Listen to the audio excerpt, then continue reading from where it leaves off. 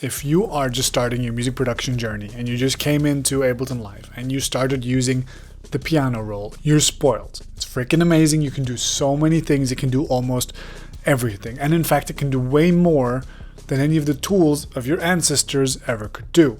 So when a student now comes to me, I'll see them opening up the piano roll and they'll start drawing in sort of notes, maybe at random. If they're not musicians, if they don't really know what they're looking for, they'll start randomly drawing in notes, looking for what might be a good melody, and they'll just get lost because it'll all sound a bit random. In fact, there is one tool that you need to know about if you're composing electronic music that's not in Ableton Live. And once you understand this tool, it's going to help you when you want to start composing on this big, scary open space that is Ableton's piano roll. And the tool is the step sequencer. Let's have a look at it.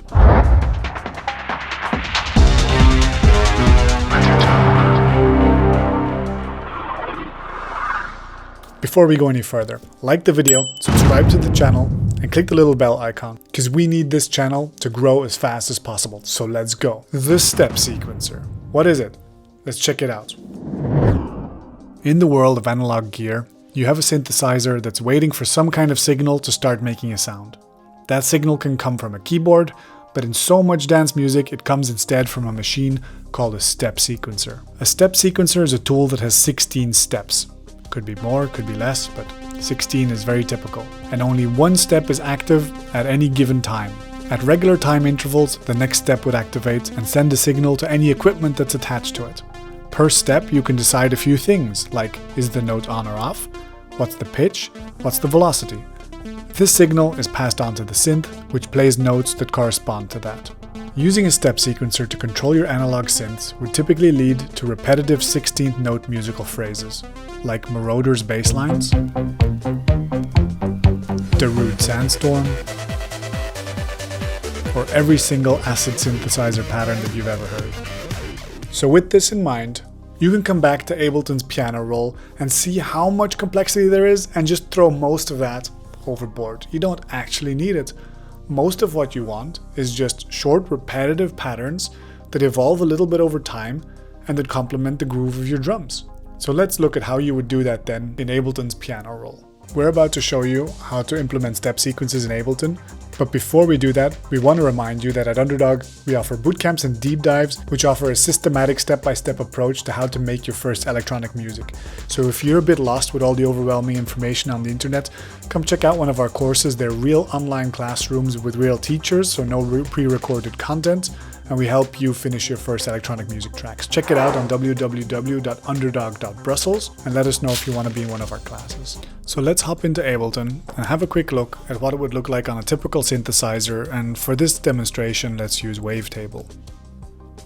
On Wavetable, I'm not going to show you any presets, I'm going to make one myself real quick. It's going to be a sawtooth wave passing through a low pass filter with a little bit of unison on it.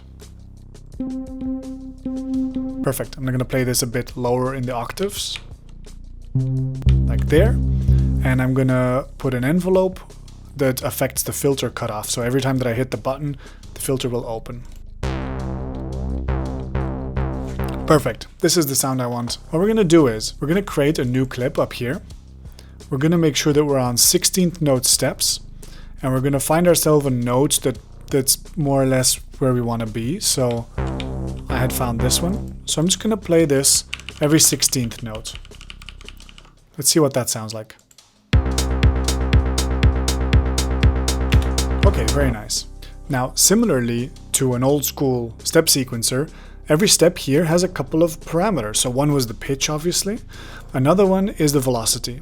Now, usually velocity, it influences how loud your sound is, but we don't have to use this velocity information to determine the amplitude or the volume of our track. In fact, we can map it to almost anything. That's what Wavetable is particularly good for.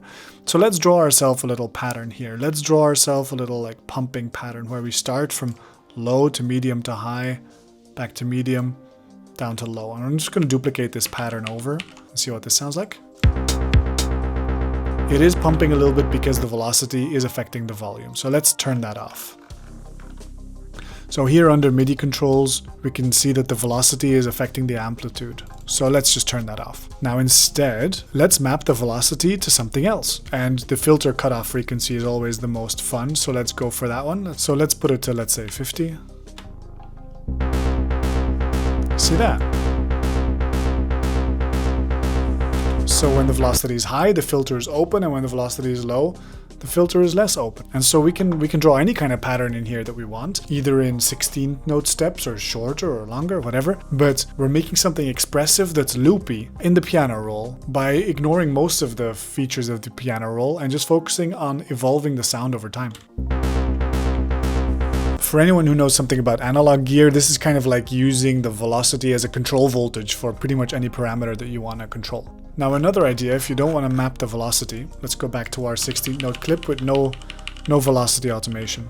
Instead, we're going to modulate the sound. Let's check this out.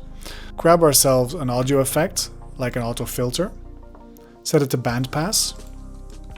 And what we want is that every single step, this goes to a different frequency. So what we're going to do is we're going to click on frequency here, show modulation, boom, and here we are in the modulation menu of Ableton for that clip that we were selecting. So every 16 notes, we can now, if we do Control B will turn this into a little pencil tool.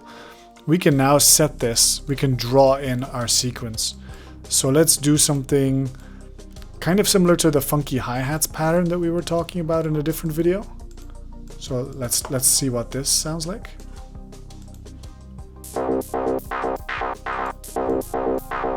Alright, weird. Let's select everything and drag it down a little bit. That's pretty cool. Excellent. And if you can look over here, you'll see the little blue moving here. Even though the line doesn't move, the blue moves. So this auto filter is now moving every 16th note. Now, other places that you're going to find step sequencers. Ableton's arpeggiator can kind of act like a step sequencer. When you hold down one long note, it'll just repeat that note over and over. In some plugins there are also step sequencers built in, like in Silent, for instance. For instance, if you hold down just one note, it'll play an arpeggiator inside here. Look, it says arpeg, which is like a step sequencer, and you can just hold down one note and it's gonna play a sequence like this. Using Max for Live, there are several other step sequencer implementations that you can use that will do something similar as well. So you see, the idea of step sequencers is actually alive and well very much inside the music community, but as a beginner, you don't necessarily see that because you just see the piano roll.